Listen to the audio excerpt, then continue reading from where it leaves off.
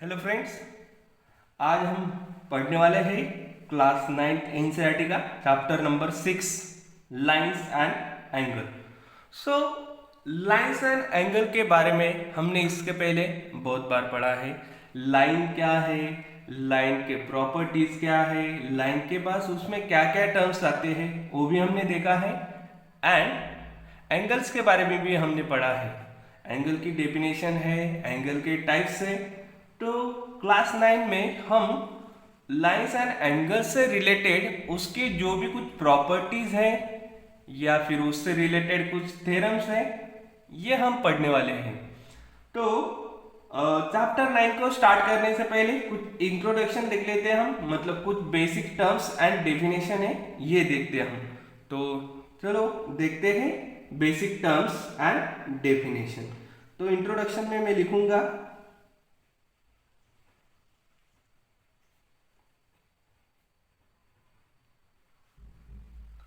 Basic terms and definition. Basic terms and definition. तो सबसे पहले हम बात करते हैं लाइन सेगमेंट के बारे में। ओके, सबसे पहले हम बात करते हैं लाइन सेगमेंट। तो ऑब्वियसली आपको इसके पहले लाइन सेगमेंट के बारे में आपने पढ़ा होगा। तो लाइन सेगमेंट क्या होता है, तो उसकी डेफिनेशन आपको पता है। एक अगर हमारे पास कोई लाइन है, अगर हमारे पास लाइन है, ये सपोज ये लाइन है हमारी P Q. Okay, P Q ये लाइन है एंड पी क्यू लाइन का अगर हम कोई पार्ट लेते हैं या कोई पोर्शन लेते हैं, सपोज ये मैंने पार्ट लिया यहाँ से ए बी, और ए बी को यहाँ पे दो एंड पॉइंट्स है, तो इसको हम बोलेंगे लाइन सेगमेंट। इसको हम क्या बोलेंगे, लाइन सेगमेंट। तो लाइन सेगमेंट की डेफिनेशन क्या है, अ पार्ट और अ पोर्शन। तो मैं यहाँ पे लिखूंगा अ पार्ट और पोर्शन, अ पार्ट और portion of a line of a line with क्या A एंड B। मतलब यहाँ पे देखो, मैं यहाँ पे ड्रॉ करता हूँ, ये A है, ये B है, तो A B, तो ये है आपकी लाइन सेगमेंट। तो यहाँ पे उसकी डेफिनेशन क्या हो रही है, a part of a line with to and points, with to end points, with two end points is called line segment, is called line segment। तो लाइन सेगमेंट किसे बोलेंगे हम, अगर कोई भी लाइन का पार्ट है जिसको दो एंड पॉइंट्स है, उसे हम बोलेंगे लाइन सेगमेंट। क्या बोलेंगे हम उसे, लाइन सेगमेंट। सेकंड, अब नेक्स्ट डेफिनेशन है रे। सो रे क्या होता है, आप देख सकते हो डेफिनेशन आपको ऑलरेडी पता है, रिकॉल करो उसको। तो रे होता है a part of a line with one and point is called रे। मतलब यहाँ पे देखो, ये एक एंड पॉइंट है और ये सेकंड पॉइंट है, एंडलेस है। तो अगर मैं यहाँ पे इसको लिख रहा हूँ, इसको लेबल कर रहा हूँ पी क्यू, तो पी क्यू क्या है हमारा, रे है। पी क्यू क्या है हमारा, रे है। और आपको पता है लाइन सेगमेंट को हम कैसे रिप्रेजेंट करते हैं, लाइन सेगमेंट को हम रिप्रेजेंट करते हैं, suppose A B is our line segment, A B is our line segment, then we write here is a line segment, is a line segment, is a line segment। Okay, and रे को हम represent करते हैं, यहाँ पे आपका P Q ray है, तो पी क्यू रे इज ए रे, इज ए रे, क्योंकि यहाँ पे रे से हमने बता दिया। और कभी कभी हम क्या करते हैं, डायरेक्टली लिख देते हैं। कभी कभी हम क्या करते हैं, डायरेक्टली लिख सकते हैं। जैसे कि suppose A B line segment है, तो मैं यहाँ पे क्या लिखूंगा, directly line segment, line segment A B. P Q ray है, तो मैं क्या लिखूंगा, रे पी क्यू। क्या लिखूंगा, रे पी क्यू। अगर लेंथ है ए बी की लेंथ है तो मैं क्या लिखूंगा, लेंथ में लिखूंगा लेंथ ए बी, मैं लिखूंगा length A B.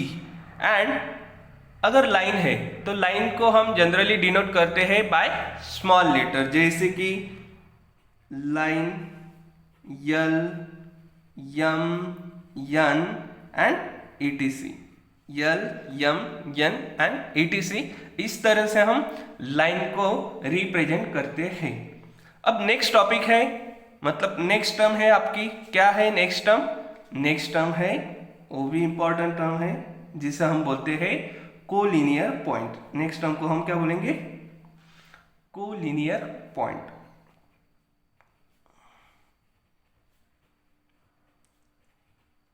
Collinear point. So collinear में देखो, लिनियर है मतलब वो स्ट्रेट लाइन होगी, एंड पॉइंट्स मतलब उसमें एक से ज्यादा पॉइंट्स होंगे। तो उसकी डेफिनेशन देखते हैं हम। इफ, क्या है definition? If 3 or more points, if 3 or more points, if 3 or more points lie on the same line, lie on the same line, lie on the same line, they are called, they are called, they are called collinear points, they are called collinear points। मतलब अगर एक 3 points है, जैसे 3 या 3 से ज़्यादा points है, 3 या 3 से ज़्यादा पॉइंट्स है, 3 या 3 से ज़्यादा पॉइंट यहाँ पे देखो, और वो अगर एक ही लाइन पे है, मतलब अगर मैं लाइन ड्रॉ कर रहा हूँ तो ये अगर एक ही लाइन पे है तो उसे हम बोलेंगे, ये तीनों पॉइंट्स को हम क्या बोलेंगे? Collinear points. और अगर ऐसे है तो सपोज एक पॉइंट यहाँ पे, दूसरा यहाँ पे, तीसरा यहाँ पे, ऐसे, तो एक पॉइंट लाइन पे नहीं है। तो जब ऐसा नहीं होगा, जब तीनों के तीनों पॉइंट सेम लाइन पे या 3 से ज्यादा पॉइंट सेम लाइन पे लाई नहीं करेंगे, नहीं होंगे लाइन पे, तो उसे हम क्या बोलेंगे? Non collinear point. उसे हम क्या बोलेंगे? Non collinear points. तो मैं यहां पे लिखूंगा otherwise, otherwise they are called, otherwise they are called, they are called collinear points, they are called non collinear. क्या बोलेंगे हम? Non collinear. यहाँ पे बड़े से लिख देता हूँ, non collinear points, non collinear points. तो ये है आपकी कोलिनियर पॉइंट की definition and non collinear points की डेफिनेशन। ओके, अब इसके आगे हम देखेंगे, इसके आगे हम क्या देखेंगे? Next topic. नेक्स्ट टॉपिक क्या है आपका? नेक्स्ट डेफिनेशन है जो आपने बहुत बार पढ़ी है, डेफिनेशन है एंगल की। किसकी डेफिनेशन है? एंगल की डेफिनेशन। तो देखो यहाँ पे लिखते हैं हम एंगल की डेफिनेशन। तो एंगल की डेफिनेशन के लिए हमने क्या किया है, इसके पहले भी आपको पता होगी, दो रे लेते हैं हम। क्या करते हैं? दो रे लेते हैं। सपोज ये है आपका रे, ये सेकंड रे, इसको मैं क्या करूंगा? दोनों रेस को इस तरह से फॉर्म करूंगा। मतलब एंगल कैसे फॉर्म होगा? इफ दिस टू रे originated from the same and point. मतलब देखो एक रे है, ऐसे नीचे रख दिया मैंने यहाँ पे, ओके, ये आपका एक रे है, और ये जो सेकंड रे है, सेकंड रे को मैंने सेम ओरिजिन से, मतलब यही पॉइंट से, सेम एंड पॉइंट से वहाँ पे दोनों को फॉर्म किया। तो इसकी वजह से ये जो फॉर्म हो रहा है इसे हम बोलेंगे एंगल। इसे हम क्या बोलेंगे? एंगल बोलेंगे। तो एंगल की डेफिनेशन क्या है? An angle, an angle, an angle is formed, an angle is formed when two rays, when two rays, ये है आपका एक रे, ये है दूसरा रे, when two rays originated, when two rays originate from the same end point, from the same end point, from the same end point। तो यहाँ पे देखो, यहाँ पे एंड पॉइंट है, पॉइंट को सिर्फ ऐसे डॉट देते हैं, बट मैंने आपको बार बार दिखा है, इसके लिए वो ज़्यादा डार्क हो गया, मतलब बड़ा हो गया है, लेकिन पॉइंट सिंपली देते हैं हम। तो यहाँ पे आप देख सकते हो, ओके। तो ये आपका एंगल बन गया है यहाँ से यहाँ पे, ओके। ये सपोज एंगल आपका थीटा है, एंगल क्या है आपका थीटा है, तो ये हो गया। यहाँ पे ये जो रे है, फर्स्ट रे, नीचे वाला रे, इसको हम बोलते हैं इनिशियल रे। क्या बोलते हैं हम इसको? इनिशियल रे। एंड ये जो रे है, जो बाहर है, दूसरा रे है, इसको हम बोलते हैं टर्मिनल रे। इसको हम क्या बोलते हैं? टर्मिनल रे। इसे हम बोलते हैं टर्मिनल रे, ओके। और यहाँ पे देखो, ये जो रे है, इन दोनों रेस को हम बोलते हैं आर्म। इन दोनों रेस को क्या बोलते हैं हम? आर्म बोलते हैं, आर्म बोलते हैं। तो इन दोनों आर्म्स को, तो ये हो जाएगी इनिशियल आर्म, ये हो जाएगी इनिशियल आर्म, एंड ये हो जाएगी टर्मिनल आर्म, ये हो जाएगी टर्मिनल आर्म। एंड ये जो एंड पॉइंट होता है, ये जो एंड पॉइंट होता है, उसे हम क्या बोलते हैं? वर्टेक्स। उसे हम क्या बोलते हैं? वर्टेक्स बोलते हैं। तो यहाँ पे हम लिख सकते हैं the end point, the end point, the end point is called, the end point is called the vertex, the vertex of an angle, the vertex of an angle। तो ये है वर्टेक्स। आर्म, आर्म क्या होती है? Arm होती है यहाँ पे ये दोनों रेज मेकिंग एन एंगल, जो रेज एंगल को बनाते हैं, उसे हम बोलते हैं आर्म। तो the rays making an angle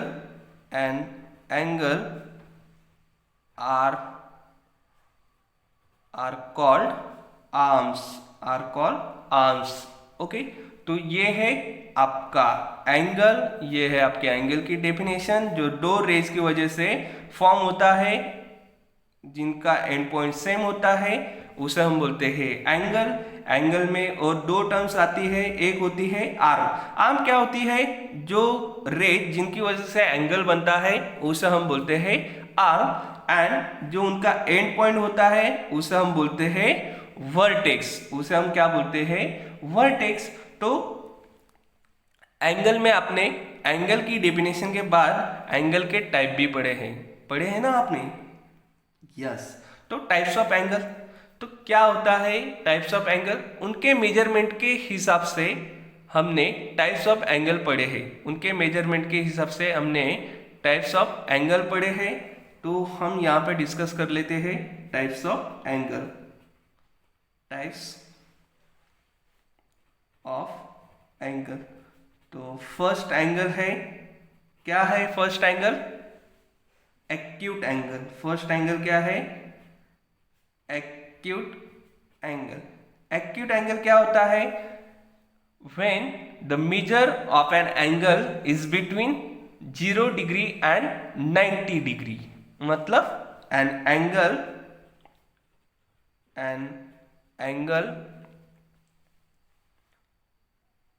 which angle? acute angle, मतलब acute angle measures between 0 degree and 90 degree, measures between 0 degree and 90 degree। मतलब जो एंगल 0 एंड 90 डिग्री के बीच में होता है, उसे हम क्या बोलते हैं? Acute angle. उसे हम क्या बोलते हैं? Acute angle. सेकंड है right angle. Right angle, so right angle क्या होता है? The right angle is exactly equal to 90 degree. The right angle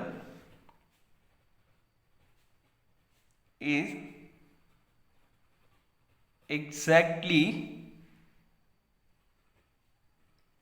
equal to 90 degree, मतलब जो एंगल 90 डिग्री का होता है, एग्जैक्टली 90 डिग्री का होता है, तो उसे हम बोलते हैं राइट एंगल। तो यहाँ पे आप देख सकते हो ये एंगल फॉर्म हो रहा है यहाँ पे। तो ये जो एंगल है, सपोज ये एंगल आपका बी है, तो ये 90 डिग्री है परपेंडिकुलर, तो राइट एंगल को हम ऐसे दिखाते हैं। तो ये है आपका राइट एंगल। नेक्स्ट है ऑब्ट्यूस एंगल। नेक्स्ट क्या है, थर्ड ऑब्ट्यूस एंगल। तो ऑब्ट्यूस एंगल क्या होता है, एन एंगल मतलब ऐसा एंगल जो 90 डिग्री से बड़ा होता है बट 180 डिग्री से लेस होता है। मतलब जो एंगल 90 डिग्री से बड़ा होता है, यहाँ पे देखो ये 90 डिग्री आ जाता है, ये 90 डिग्री होता है, इससे बड़ा, और यहाँ पे ये जो 180 हो जाएगा इससे स्मॉल। मतलब इन दोनों के बीच में जो एंगल बनता है उसे हम ऑब्ट्यूस एंगल बोलते हैं। तो मैं यहाँ पे लिख सकता हूँ, क्या लिख सकता हूँ, द एंगल और an angle greater than 90 degree, greater than 90 degree, but less than 180 degree, but less than 180 degree is called obtuse angle, is called obtuse angle. ये आपने ऑलरेडी पढ़ा हुआ है। ओके, उसके बाद नेक्स्ट होता है स्ट्रेट एंगल, उसके बाद नेक्स्ट होता है fourth straight angle. Straight angle मतलब जो एंगल स्ट्रेट है उसे हम स्ट्रेट एंगल बोलते हैं। अब एंगल स्ट्रेट कौन सा होगा, ये होगा। तो ये है स्ट्रेट एंगल, और यहाँ पे ये पूरा का पूरा कितना होता है, 180 डिग्री होता है। तो स्ट्रेट एंगल किसे हम बोलते हैं, जिसका मेजर 180 डिग्री होता है, जिसका मेजर 180 डिग्री होता है उसे हम बोलते हैं स्ट्रेट एंगल। उसके बाद नेक्स्ट है रिफ्लेक्स एंगल। उसके बाद नेक्स्ट क्या है, रिफ्लेक्स एंगल। रिफ्लेक्स एंगल क्या होता है, एंगल जो 180 से बड़ा होता है, ग्रेटर देन 180, जो 180 से बड़ा होता है एंड 360 से लेस होता है, लेस देन 360 डिग्री। मतलब रिफ्लेक्स एंगल क्या होता है, the angle greater than 180 and less than 360 is called reflex angle, is called reflex angle. Types of angle के बाद अब हम देखेंगे पेयर ऑफ एंगल्स। मतलब पेयर में दो एंगल्स आएंगे। अब एंगल्स दो आएंगे तो अब देखते हैं उसमें क्या क्या होगा। तो सबसे पहले हम पढ़ेंगे कॉम्प्लीमेंट्री एंगल्स। कॉम्प्लीमेंट्री एंगल्स क्या होते हैं, अगर हम दो एंगल्स ले रहे हैं, ऐसे एंगल्स ले रहे हैं हम जिसकी सम 90 डिग्री आएगी, ऐसे एंगल्स को हम क्या बोलेंगे, कॉम्प्लीमेंट्री एंगल्स। तो देख यहाँ पे डेफिनेशन लिखता हूँ उसकी, two angles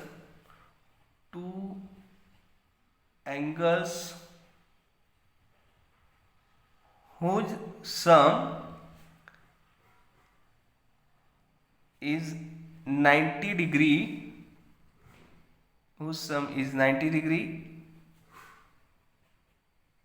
are called complementary angle, complementary angles। मतलब यहाँ पे देखो, यहाँ पे ये एक एंगल है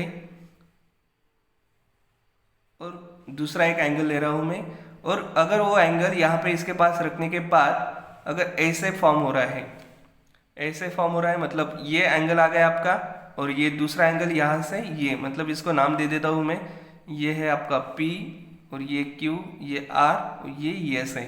तो SQR angle SQR and angle PQS and angle P Q S, इन दोनों की सम यहाँ पे देख सकते हो आप 90 डिग्री आ रही है। क्या आ रही है? 90 डिग्री आ रहे हैं। तो ये दोनों एंगल्स क्या हो गए? कॉम्प्लीमेंट्री एंगल्स हो गए। ये दोनों एंगल्स क्या हो गए?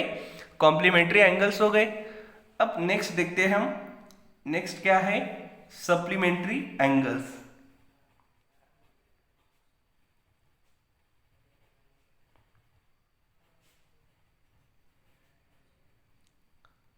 सप्लीमेंट्री एंगल्स कॉम्प्लीमेंट्री एंगल्स की तरह ही सप्लीमेंट्री एंगल्स है। इसमें भी if two angles whose sum 180 degree are called supplementary angles. मतलब अगर दो एंगल्स है और वो दोनों एंगल्स की सम अगर एग्जैक्टली 180 डिग्री आ रही है तो उसे हम क्या बोलेंगे? Supplementary angles. यहां पे डेफिनेशन लिखता हूं, two angles whose sum is 180 degree are called complementary angle, are called complementary angles। मतलब स्ट्रेट लाइन आ जाएगी, उसकी सम क्या आएगी? स्ट्रेट लाइन आएगी। तो ये होता है सप्लीमेंट्री एंगल्स। अब हम नेक्स्ट देखेंगे पेयर ऑफ एंगल्स में जो भी इंपॉर्टेंट है, इसके आगे के जो भी है वो सारे बहुत इंपॉर्टेंट है। आपको नेक्स्ट जे आगे हम जो भी पढ़ने वाले हैं उसके लिए इंपॉर्टेंट है। तो यहाँ पे मैं लिखता हूँ नेक्स्ट टॉपिक आपका, नेक्स्ट जो एंगल है वो है एडजेसेंट एंगल्स। एडजेसेंट एंगल्स, तो ये है एडजेसेंट एंगल के लिए क्या होता है। तो यहाँ पे मैं ये एंगल्स को पढ़ने के लिए मैं क्या करता हूँ, यहाँ पे एक डायग्राम निकालता हूँ। ओके, तो यहाँ पे ये डायग्राम निकालता हूँ मैं, फिगर आप बोल सकते हो उसको।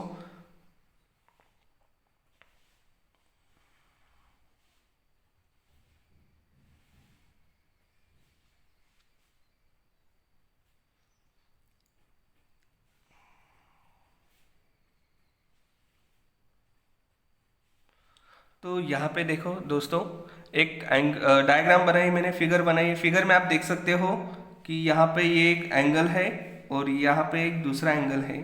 तो ये है एंगल डी बी सी। ये कौन सा एंगल है? Angle D B C. और ये एंगल है angle A B D. Angle कौन सा है? Angle A B D. तो ये इसको एंगल ए बी डी को ऐसे दिखाऊंगा मैं। अब यहाँ पे देखो, यहाँ पे ये जो एंगल डी बी सी है and angle A B D है, दोनों का एक ही वर्टेक्स है। दोनों एंगल्स का वर्टेक्स क्या है? एक ही वर्टेक्स है एट बी। और यहाँ पे D B C and A B D में बी डी, ये जो क्या है आपका आर्म है, ये आर्म भी क्या है? दोनों के लिए कॉमन है। मतलब एडजेसेंट एंगल्स की डेफिनेशन कैसे बनेगी?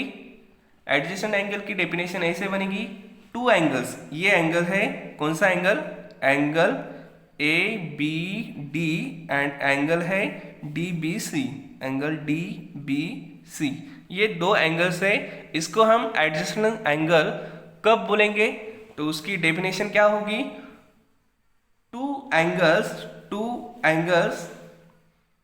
are adjacent if they have a common vertex। if they have a common vertex, यहाँ पे आप B देख सकते हो, common vertex है and common arm। यहाँ पे BD देख सकते हो, ये BD जो आर्म है ये दोनों के लिए कॉमन है। इसमें भी आती है और इसमें भी आती है, तो ये कॉमन आर्म हो गई। And their non-common arms are different sides on common arms। मतलब यहाँ पे कॉमन आर्म्स के डिफरेंट साइड में उनके नॉन कॉमन आर्म्स है। मतलब इसके साइड में भी ये नॉन कॉमन आर्म है, इसके साइड में भी ये नॉन कॉमन आर्म्स है, जिसका इस एंगल से इस आर्म का लेना देना नहीं है और इस एंगल से इस आर्म का लेना देना नहीं है। तो इसे हम क्या बोलेंगे? Adjacent angle. इसे हम क्या बोलेंगे? Adjacent angle. उसकी डेफिनेशन क्या होगी? Two angles two angles are two angles are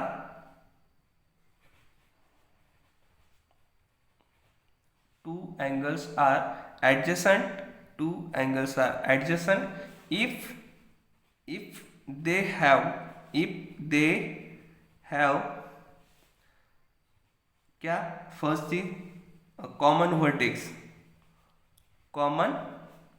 vertex second common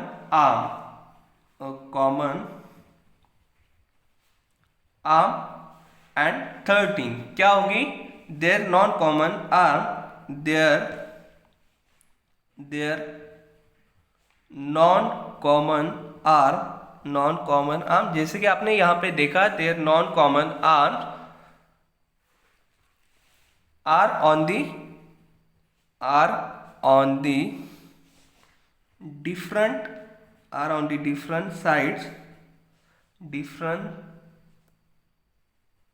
sides of किसके कॉमन आर्म्स के ऑफ कॉमन आर्म।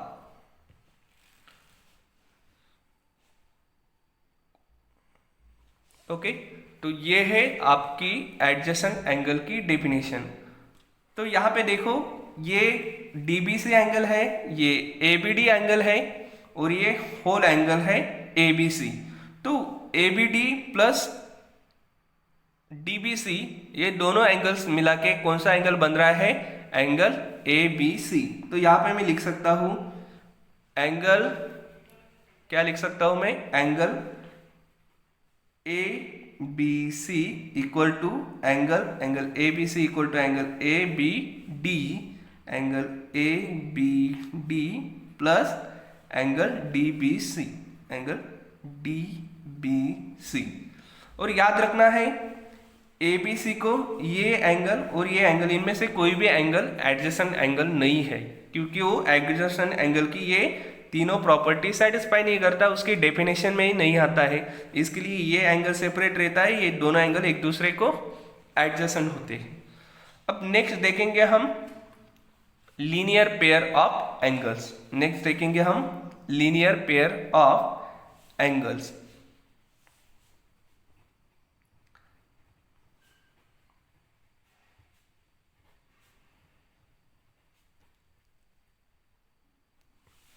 तो लीनियर पेयर ऑफ एंगल्स क्या होगी, तो मैं आपको एक ये जो पहली डायग्राम निकाली थी हमने यही डायग्राम दिखाता हूँ। ये BC है और ये AB रे है। अगर ये AB रे को मैं नीचे लाऊं ताकि ये जो लाइन है पूरी की पूरी ये दोनों रे एक स्ट्रेट लाइन में आ जाए। क्या बोल रहा हूँ मैं आपको समझ रहा है? ये BC रे है मतलब आर्म है एंड ये AB आर्म है। ये AB आर्म को अगर मैं नीचे लाऊं तो इस तरह से एक फिगर बनेगी, यहाँ पे देख सकते हो आप। तो ये आपका रे आ गया BC, ओके। और ये जो AB ऐसे था मैं उसको यहाँ पे लेके आया, तो ये हो गया आपका AB रे। और ये आपका BD रे था, उसको वैसे के वैसे रे देता हूँ, ये BD आ गया। तो यहाँ पे देख सकते हो आप ये नॉन कॉमन आर्म है, दोनों के दोनों क्या है नॉन कॉमन आर्म है। सो यहाँ पे मैं ये बोल सकता हूँ if the non common arm AB and BC in the figure forms a line, then in this case angle ABD and angle DBC are called linear pair of angles। मतलब देखो डेफिनेशन बहुत सिंपल है। Linear pair of angle क्या होगा, मैं यहाँ पे दिखाता हूँ आपको। यहाँ पे एक स्ट्रेट लाइन में आ रहे हैं और उसके बीच में लाइन पे एक एंगल बन रहा है। तो ये एंगल और ये एंगल ये दोनों क्या हो गए लीनियर पेयर ऑफ एंगल। क्यों? क्योंकि उनके non common arms straight line form कर रहे हैं, क्योंकि उसके non common arms straight line form कर रहे हैं और ये स्ट्रेट लाइन फॉर्म हो रहा है और यहाँ पे उनके जो कॉमन आर्म है यहाँ से दो एंगल्स बन रहे हैं। इसके लिए ये angle A B D and ये एंगल डी बी सी, इन दोनों एंगल्स को हम क्या बोलेंगे? Linear pair of angles. क्या बोलेंगे? Linear pair of angles.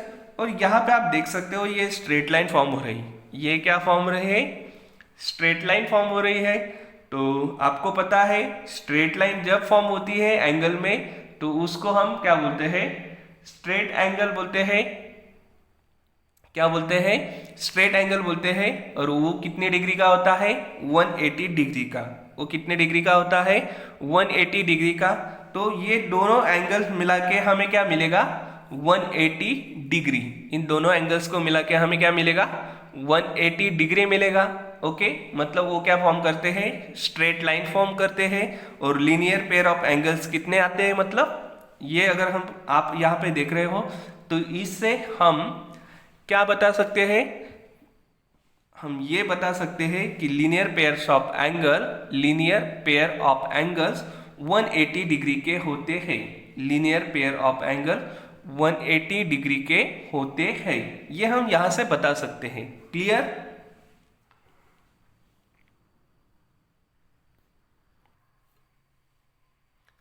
अब नेक्स्ट टॉपिक है, नेक्स्ट जो पेयर है एंगल की वो है वर्टिकली ऑपोजिट एंगल्स।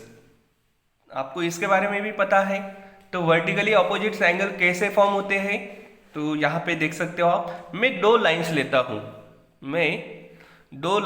हूँ, line A B and line C D. Okay, but मैं उसको कुछ अलग तरह से लेता हूँ। तो यहाँ पे आप देखो फिगर में, ये है मेरी लाइन ए बी। ये क्या है? मेरी लाइन ए बी है। तो मैं इसको नाम दे देता हूँ ए बी। और दूसरी लाइन जो मैं ले रहा हूँ वो लाइन सी डी ले रहा हूँ। तो ये है लाइन सी डी। ये क्या है? Line C D. तो ये है लाइन ए बी, ये है लाइन सी डी, और दोनों एक पॉइंट को इंटरसेक्ट कर रहे हैं, उसे मैं बोल रहा हूँ ओ पॉइंट। दोनों उस पॉइंट को इंटरसेक्ट कर रहे हैं, उसे मैं क्या बोल रहा हूँ? पॉइंट ओ पॉइंट बोल रहा हूँ। तो यहाँ पे इस ओ पॉइंट की वजह से क्या हो रहा है? 4 एंगल्स फॉर्म हो रहे हैं। 4 पेयर्स ऑफ एंगल फॉर्म हो रहे हैं, मतलब 2 पेयर्स बोल सकते हैं हम उसको। 4 एंगल्स फॉर्म हो रहे हैं। तो यहाँ पे देखो angle A O C, angle A O D, angle D O B and angle B O C. ये 4 एंगल्स फॉर्म हो रहे हैं। तो ये 4 एंगल्स की 2 पेयर बनने वाली है। ये 4 एंगल्स की 2 पेयर बनने वाली है। ये देखो यहाँ पे ये पेयर बन रही है angle A O D and angle B O C की। ओके, कौन सी? Angle A O D and angle B O C एक पेयर बन गई। एंड यहाँ पे एक दूसरी पेयर बन रही है angle A O C and angle D O B की। तो ये दूसरी पेयर आ गई। तो इन दोनों पेयर्स को हम बोलेंगे वर्टिकली ऑपोजिट्स एंगल। क्या बोलेंगे हम? Vertically opposites angle. मतलब वर्टिकली ऑपोजिट एंगल कैसे फॉर्म होता है, उसकी डेफिनेशन क्या आएगी? Vertically opposite angle form when two lines say AB and CD intersect each other at point O, then they form 2 pairs of vertically opposite angles। ये first pair and ये second pair. तो ये 2 pairs यहाँ पे form हो रही है और इसे हम बोल रहे हैं वर्टिकली ऑपोजिट्स एंगल। और आगे जाके मैं आपको ये बता सकता हूँ कि ये वर्टिकली ऑपोजिट एंगल्स होते हैं, ये इक्वल होते हैं। मतलब angle A O D and angle B O C are equal and angle A O C and angle D O B are equal. ये हम आगे पढ़ने वाले हैं, एक थ्योरम के फॉर्म में ही ये पढ़ने वाले हैं हम। तो ये है आपका वर्टिकली ऑपोजिट एंगल। ये बहुत इंपॉर्टेंट है। वर्टिकली ऑपोजिट एंगल हुआ, लीनियर पेयर ऑफ एंगल्स हुए, ये हमें बार बार थ्योरम प्रूव करने के लिए, एग्जाम्पल सॉल्व करने के लिए आने वाले हैं, तो इसको एक बार अच्छे से ध्यान में रखो। वर्टिकली ऑपोजिट के बाद अब हम देखेंगे intersecting line and non intersecting lines. Intersecting lines का मतलब क्या होगा? जो लाइंस एक दूसरे को, मतलब दो लाइंस एक दूसरे को इंटरसेक्ट करेगी, यहाँ पे जैसे हमने वर्टिकली ऑपोजिट में दो लाइंस ली थी जो एक दूसरे को इंटरसेक्ट कर रही थी, तो उसको हम क्या बोलेंगे? Intersecting lines. तो यहाँ पे ये लाइन है और ये दूसरी लाइन है, मतलब ये पी क्यू लाइन है, ये पी क्यू, और ये है आर एस। तो ये P Q and R S ये एक दूसरे को इंटरसेक्ट कर रहे हैं, तो इसके लिए हम इसको क्या बोलेंगे? Intersecting lines. और जो लाइंस एक दूसरे को इंटरसेक्ट नहीं करेंगे उसको हम क्या बोलेंगे? Non intersecting lines. उसको हम क्या बोलेंगे? Non intersecting lines. तो यहाँ पे देखो, ये दो लाइंस ऐसे ड्रॉ कर रहा हूं मैं, ये है आपकी लाइन पी क्यू एंड ये है आपकी लाइन आर एस। तो यहाँ पे आप देख सकते हो ये लाइन कितने भी आगे बढ़ाओ, ये लाइन को भी आप कितने भी आगे बढ़ाओ, ये एक दूसरे को कभी इंटरसेक्ट नहीं करेंगी। इसके लिए हम इसको क्या बोलेंगे? Non intersecting line. And non intersecting line को और एक नाम है जो आपको सबको नोन है, इसे हम बोलते हैं पैरेलल लाइंस। इसे हम क्या बोलते हैं?